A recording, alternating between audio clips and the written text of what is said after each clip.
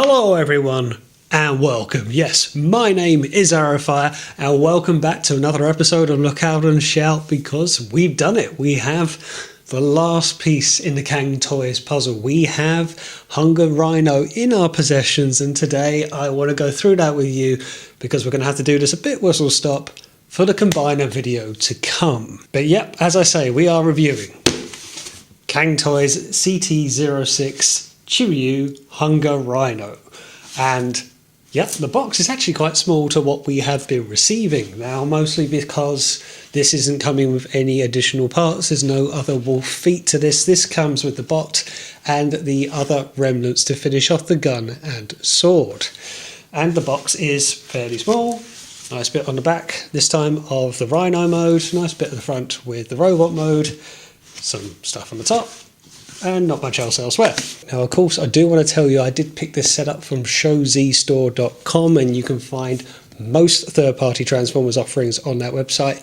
If you go there, do be so kind, at the very top of the website you will see a box to enter support a reviewer code, and if you can put in my code you can support the channel very greatly, and I would really appreciate if you do. The code is FIRE1, which you should see on your screen right now, and it really helps out the channel. Thank you very much for those of you who have supported me so far. I'll also put a link in the description to take you to purchase this figure should you wish to. One thing I do want to show you is with the 3 swords this guy comes with, we can now complete the Cang Toys Predacons sword, and I should save it for the combiner video, but to whet your appetite, it looks something like this. Yeah, pretty cool, huh? I mean, it is very garish, it's very orange, and I think I've got everything tabbed in correctly. I might have to do a little bit of a cleaning up, but we'll look at it in more detail in the combiner mode. It's very Sword of Omens, very Thundercats. I'm sure I'm talking to most people of my age group when I go through that one. But yeah, that's quite cool to get it all together. That is me holding the sword. What do you think the combiner is going to be like? Now, one thing that this actually comes with is some additional parts. Now, I'll go into this in a bit more detail and show you in front of the camera, but I don't know what these are for, and it doesn't actually say so in the instructions. Oh, it comes with instructions and a collector's card, whoop-de-doo. But I'm not sure why these are here, and screws as well, so they're kind of intending you to use them. I'm really not too sure as to why. There's also this piece.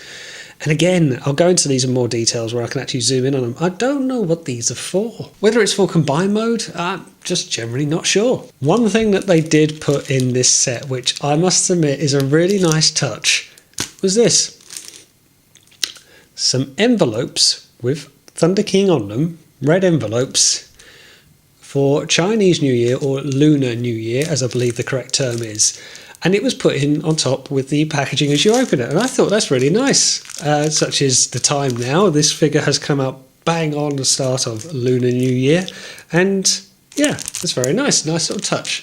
Haven't seen anything like that before. All typical black polystyrene that we're used to seeing now, but let's get inside the box and have a look for ourselves, shall we?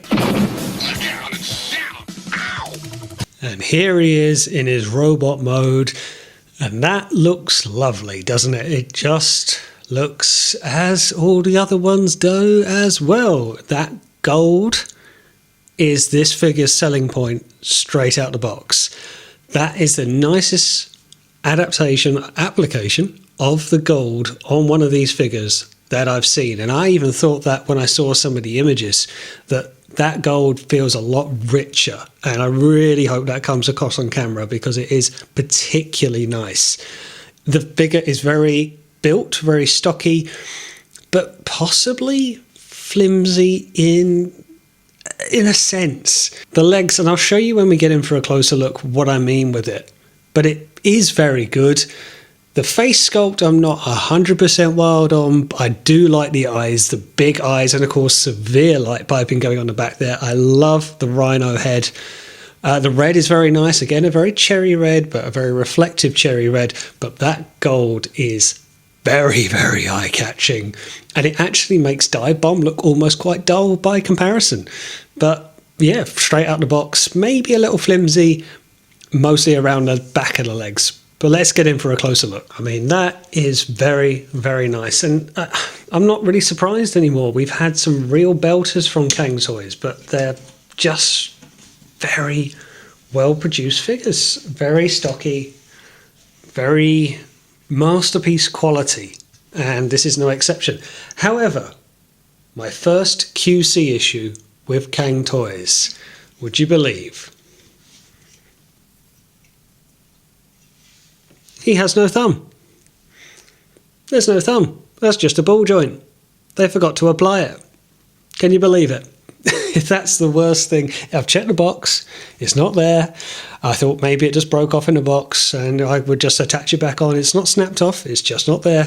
It's on the other hand, but they just forgot to apply it. And okay, look, if that's the worst I can say about QC issues over this set, 8 figures worth, and the amount of time and the amount of money, if that is the worst I can say about it, given what we've experienced with Transformers and QC issues, official or otherwise, that's okay. I can live with that. And it actually makes for holding the gun a darn sight easier. You know, less parts, less problems.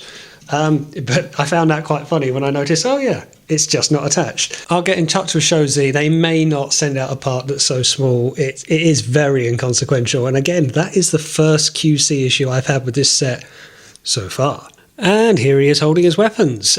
Pretty standard stuff by this point. He's got his traditional blaster, which we've seen very similar on Tantrum, and the Energon weapon, or the Energon blade, or just the blade in general. The only thing that's a little bit disappointing, I suppose, is he has to hold it out at the side like an arm blade, very Guyver-esque if anyone knows it, because he can't hold it on the back because of the transformation kibble. And that's the first time, given how this sword is designed, that really this is played out that way. Now, this is one of 3 swords that it comes with, and 2 of the swords are just there to make up the big combining sword. As I'm led to believe, this is his sword, and checking the instructions, this is how it's supposed to be held as well, to the side. It doesn't look as clean. It doesn't look as fearful, I suppose. It would be good if he held it on the underside of his wrist and then could slash upwards or downwards. But yeah, that's the only thing I'd say, is it doesn't maybe look as complete perhaps, but it's standard weaponry. That's how he holds it. It's the challenges that this figure faces. Now, I want to apologise because I've got all of the Cang Toys in their beast mode at the moment, and this is the closest thing I can resemble to a height comparison, and I could put him up into standing mode, but this is how he looks alongside Monkey Pants, Thorilla. You've got a completely different range there in terms of colour palette, but the gold is much the same when you look at them side by side. From one combiner range to another, here he is alongside Fans Toys Goose, their version of Skydive. Of course, very G1 and not very G1 at all, very stylised, but good size comparison between the two. And again, what I like to think of as Galvatron's personal army, here he is alongside Fans Toys Sovereign, their version of a masterpiece Galvatron. So articulation wise, he's actually pretty good, but let me show you what I mean by the flimsiness. So heavy ratchets on the arms, very good ratchets outward, nice easy bend, double bend at the elbow, and you got individual finger movement as well, and wrist rotation. Wrist may be a little bit stiffed. Good rotation on the head. Up movement is a bit limited, can't look up too far because of the beast head at the back. Waist rotation, which is very nice. Not the heaviest ratchets on the legs, but do the job. Ankle tilt is maybe restricted, but it's there, and a bit of a toe tilt for front lean or toe down. So all in all, pretty good. But this is where it changes. If you try and get a knee bend, you're very likely to do this. No, it didn't work that time, of course it didn't, but this side panel, which is part of the transformation, I'm guessing, will come out with the shaking of the ratchet. So it tabs back in easy enough, but what I've done a few times now is if I've had to bend his knee, I tend to hold either side of the leg to ensure it's locked in. And it's fine, but that's the only one of the set I've had to do that to. And again, transformation mode in mind, maybe it's limited in terms of scope and getting out of a figure's way. That's something I've heard MGO and Ben's Collectibles talking about recently, and that's quite right in what they say. But it's just something I've noticed that's on this figure, but not on the other ones as well. I've said that it was flimsy. I don't know if that's the right word, but it doesn't feel as dense as maybe some of the other ones were And okay, it's going to be a square leg. Maybe it doesn't need to be particularly stocky like Razor Claw is or Monkey Pants is when they're going to make up the torso. But it's just one thing I've noticed. Certainly not terrible, certainly isn't going to break on you. Now he comes with some other accessories, and honestly I am not sure what these are for. I've had a quick look through the instructions and I can't see what they're referring to. So maybe when I come to combining them, maybe it will be more clear. I would like to think maybe these are going to peg into the back of the knees in combine mode. It's got mini screws as well. Certainly not a thumb. I'm still missing a thumb, but I'll have to look at that. But whatever this is, I'll have to kind of work it out as I go along. But it's one thing that it comes with. I'm not going to get to do this comparison every day. Here he is alongside the Geiger Power Grasshor, their version of a G1 Slag or Slug. And that's incredible. He doesn't look that small, strangely, because this is huge. This is obscenely huge. This is still very, very big. But I quite like that. I love that kind of natural predator. I always kind of feel the Dinobots and the Predacons kind of should be natural enemies. It's only more recently that we've seen that. But that's how these two offerings look side by side. Very lovely stuff. Okay, let's get him transformed up, shall we? And here he is in his beast mode, and that is one glorious beast. It was a bit of an involved transformation. The instructions maybe weren't as clear around the legs and the feet in robot mode and what to do with them and how you got to fold these feet down to do so. It was a bit awkward. Other than that, it was quite straightforward. It follows a lot of the similar transformations to the Geiger Power Grasshor, who I showed it with earlier. It looks really, really good. Again, that gold is lovely. It really makes the center of the body pop nicely. It does suffer maybe a little bit with stuff getting in the way, and you do have to do some things first for a transformation, that is. But otherwise, it transforms just fine, and there's a couple of gaps here and there, but nothing horrendous. But things do like to tab in a certain order. But I really love it. I love that stylized look. I love the head sculpt, that really chunky head. It's almost, well, being a rhino, it is the centerpiece of it. I'm not so sure that the horn, the tip of the horn, needed to be translucent. I don't really see why. That couldn't have been just a solid black horn. Well, not necessarily the translucent, but it's more the gold tint to it. The light piping in the rhino horn, I don't really get that, but I really like how it looks. And don't worry, it is a little bit crumpled up as well in the legs just to get it on the turntable. Let's get it in for a closer look. So if I fan out his legs a bit more, he's in a bit more of a charging stance. It's really good, and stuff does stay locked in. It's a couple of maybe the feet want to come off and don't tab in as well around the back here, and these top panels are not quite as flush because they're pegging into the side, which are pegging into the bottom, but it all tabs up pretty nicely. And it is very clean. It is very smooth synthetic. I really like how it looks. It doesn't have the squareness that Tantrum does. It has a much more rounded feel to it. I like the guns on the back. That's quite a cool feature. So he's always there, ready for battle. The articulation on the hooves, the feet, I don't know what you will call rhino's feet, they're pretty good. They're pretty sturdy, a bit stiff maybe. I love the detail of the mouth.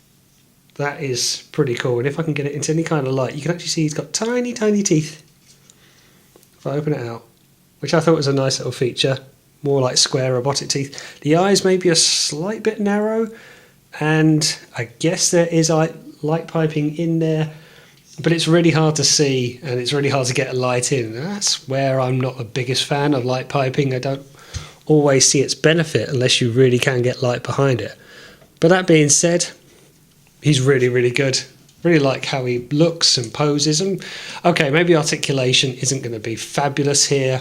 How can you really pose a rhino other than in a charging state? But I really do like how he looks. I love that colour scheme and how he's going to look alongside the rest of them. Speaking of which, let's go through the Noah's Ark of them. Here he is alongside Lambo, the other leg, and you can see quite different paint scheme going into this, and how, okay, they were never meant to be completely uniform, but this as a leg for Predacons is going to be predominantly orange, whereas this is going to be predominantly red with a hint of gold, and that's going to look quite different side by side. When you get them side by side, you can even see subtle differences in the red. That is a very brown red, and that's almost got a cherryness to it. So yeah, a couple of differences there. Here he is alongside Thorilla, aka Monkey Pants. Here he is with Ferocious, the first offering, the two Wolfie of Da Irius and Rust Sirius, still can't say those right, Firmament, Dive Bomb, absolute state of this, and Razor Claw, King Lion. That's a set all side by side in beast mode. So what's my view on Hungerhino? Well, the paint scheme is arguably one of the prettiest that they've done, in that red and gold. When I saw the earlier test runs of it, I wasn't that impressed. It was a very flat orange, and I thought, oh, this could look very bland. And particularly when you put them alongside Tantrum, it makes Tantrum look old hat, makes them look very nothing, very dull by comparison. This has got such a pearlescent look to it, and I really hope, I think you can see it on camera, how the light just bounces off it. They really have done themselves proud. I do love Cang Toys' approach to all of this and how they've really made it a meticulous effort. And even when I look at it now, I'm like, oh, is that a blemish? Is that a paint scratch here and there? And there isn't. And I don't think on any of them there is one scrape, brush, misprint, misapplication of the paint. It's been so gorgeous to look at from head to toe, and this is why I like the Stylized in the end. It's actually won me over as something I'd like, because it looks so good, it looks so pretty. And I really have come to the realization now that I don't want to say goodbye to these guys and just leave them in combiner mode, never to be seen again, because I really do like them in beast mode. The only issue, as I said, that thumb in robot mode, that is the only QC problem I've had. I can't dock the figure points for that because it's hardly a design flaw. It's just human error, which hopefully I can get rectified. But come on, 8 figures, is that the worst I can say about it? It was missing a thumb in robot mode. I don't like it. Come on, no, it's fine. I do really like how you can then plug in the guns, make him a war rhino as well. And it's fun. It is good, very good looking, and it is masterpiece. This actually makes me feel like this is a masterpiece set, and it's one that I do want to keep in their individual modes because they're so enjoyable. It's maybe, as I said, the flimsiest, particularly when you compare it to Monkey Pants just above my head there. It's not as sturdy, it's not as hefty as Razor Claw, but possibly the prettiest. The transformation is a little bit awkward, and I can't for the life of me work out why they felt the need to do this one last, when they had committed by that point of doing the wolf feet and packaging them separate. So I would have thought this would have come out first. So yeah, I do like it. I do like this set as a whole, and it's been a great journey to get to this point and watching it improve. I'm sorry it's come to an end, but this is the joy I find of collecting combiners. It is a good journey to an end. You enjoy picking up a piece by piece to building something, to working to an end goal, and the payoff is the combined form. And watch out on my channel because you'll see that very soon. But based on that, I give this figure 3.5 Rodimus Star Badges. It's not to say it's a bad figure, it's just maybe not as stellar as... I didn't say the Monkey Pants was that stellar, but having it in beast mode actually made me appreciate the figure more, and Razor Claw is still my favourite. But I do really like it, and yeah, they're going to be in combined mode soon enough. And there we go, that is my review of Hungerhino, the last piece in the Cang Toys puzzle. So keep an eye on my channel, we're going to be combining them, that's going to take a bit of time, but we'll get a video up very soon, and yeah, the journey will have been worth it, I am sure. Thanks for watching, and as always, I will see you on the next one.